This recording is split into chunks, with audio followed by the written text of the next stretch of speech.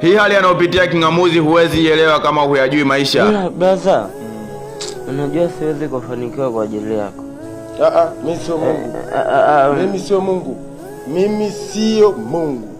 Kwa herufi kubwa. Ndugu zetu kuna muda ni wabaya sana na kuna muda ni watu wazuri sana. Na wanakuwa wabaya pale tu wanapopokea maneno kutoka kwa watu wasiopenda maendeleo yetu.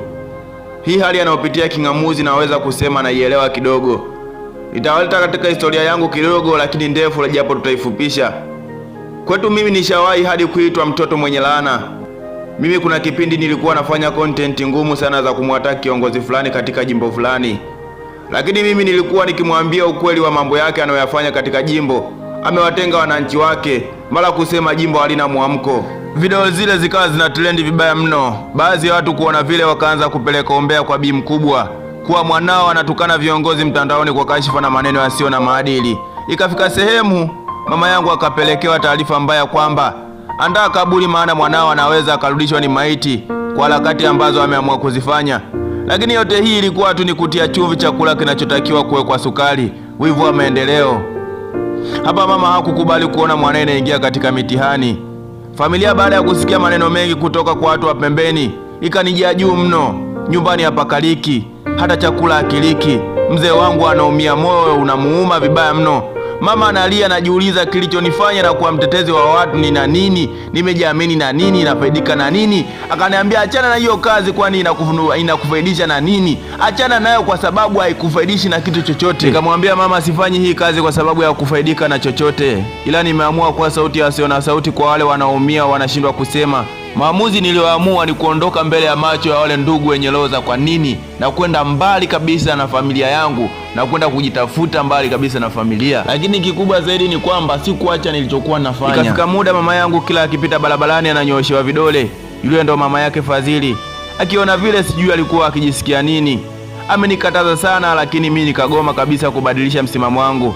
Nikasema sehemu niliyofikia sitasikiliza ushauri wa mtu yoyote. Kama ni kuharibu nishaharibu tu, na kama ni kutengeneza nishatengeneza sehemu kubwa. Kwa hiyo nilichokianzisha lazima nikimalize. Ilifika muda mama yangu akatoa machozi kwa ajili yangu. Ndugu zangu wanazidi kumletea maneno magumu juu yangu. Mwanao kuna watu wanamtumia vibaya, wanafaidika wao, yeye hana alipo. Sasa ni sana hili la King'amuzi analopitia. Watu wanamchoma ili kumkatisha tamaa tu. Hivi ushawahi jitahidi kwenye maisha yako, halafu grace ya Mwenyezi Mungu iko na wewe mpaka maadui zako wanakutanaga na video zako ama kazi zako bila hata wao kupenda? Ushawahi jitahidi mpaka maadui zako wakikutana na kazi zako mpaka vichwa vinaanza kuwauma, roho zinawadunda, yani mpaka wanashtuka. Wanasema, huyu aliwezaje kufika pale alipo? Maana anajua sio rahisi, lakini wewe umefika. Bro, jitahidi sana. Ndugu watakupenda ukiwa nacho sasa hivi, wanakupenda kwa sababu una kitu. Ngoja ufeli maisha, urudi mtaani uone kama kuna atakaye kusamini. Jitahidi kwenye maisha yako. Maisha yako ni jukumu lako. There is no glory poverty. Amua maamuzi yako. Yani omba tu grace ya Mungu iwe na wewe. Yani mambo yako yajipe kabisa kabisa. Yani kitu chako chochote kisikwame siku moja wa kuone kileleni. Wajiulize ulifikaje na walikusukuma kwenye shimo la matakataka usiende. Omba tu Mungu. Unajiuliza Fadhili Omari Dai anaongea nini? There is nothing sad. Ndugu yangu, heshima huwafuata watu wanaojituma sana na walio na kitu mfukoni mwao. Mungu rohoni na akili kichwani. Asanteni kwa kunisikiliza. Jina langu ni Fadhili Omari Dai na hii ni sauti ya wasio na sauti.